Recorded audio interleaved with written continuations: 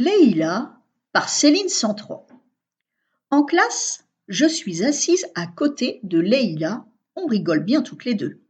Parfois aussi, elle m'énerve un peu, surtout quand elle me pique ma gomme ou mon stylo rose qui écrit des mots magiques.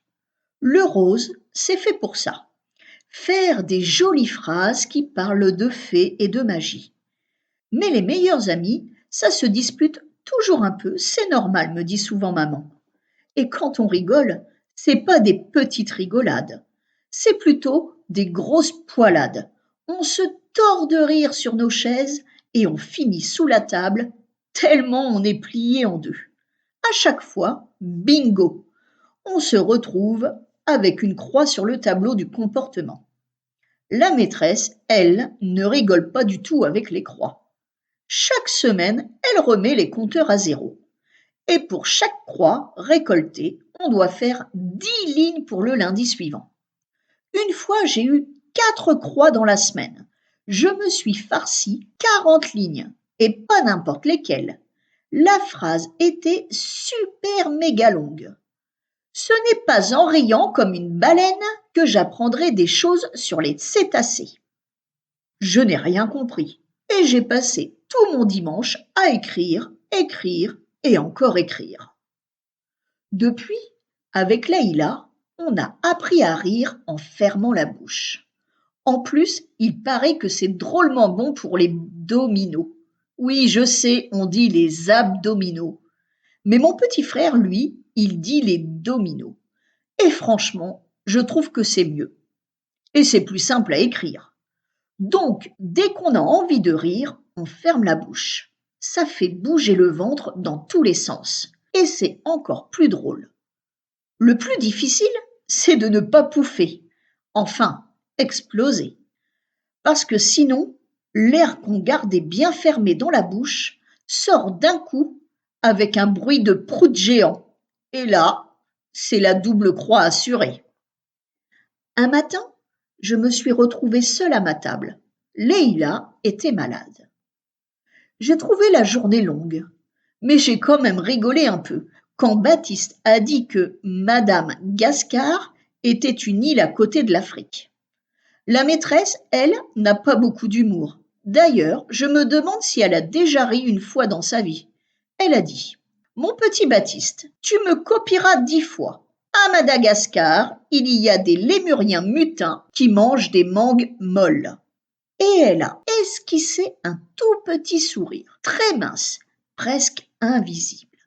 C'est le maximum qu'elle sait faire. Elle doit avoir un truc qui se bloque dans la mâchoire dès qu'elle commence à plisser les lèvres, parce que ça s'arrête toujours d'un coup entre le sourire constipé et le rire pas très net. Le lendemain, quand j'ai vu que Leïla était encore absente, j'ai demandé à maman si je pouvais aller la voir chez elle. Je voulais lui apporter ses devoirs, mais aussi la faire rire un peu pour qu'elle guérisse plus vite. Maman a fait une drôle de tête et m'a dit qu'il valait mieux attendre quelques jours. J'ai pensé que Leïla avait peut-être une maladie contagieuse. Mais quand même, ça me chiffonnait de ne pas voir ma meilleure copine.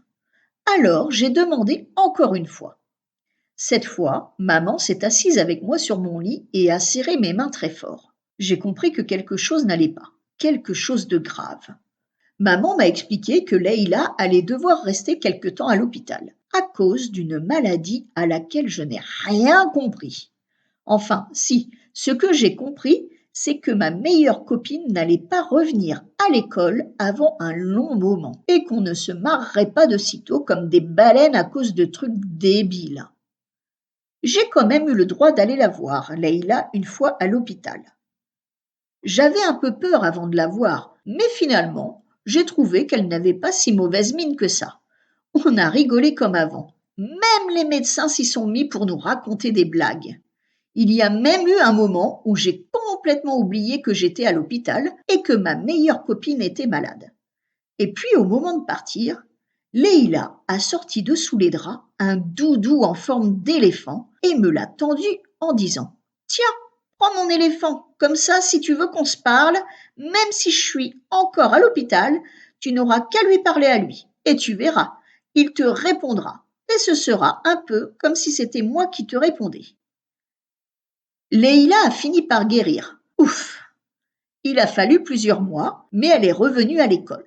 Je vous raconte pas la tartine de leçons qu'elle a dû rattraper. C'était plus une tartine, c'était un méga super kebab XXL. Maman m'a finalement dit le nom de la maladie que Leïla avait eue. Un vrai nom barbare. Rien que de le prononcer, je vous jure, ça donne la fièvre. Il doit y avoir des maladies comme ça qu'on attrape rien qu'en essayant de prononcer correctement leur nom.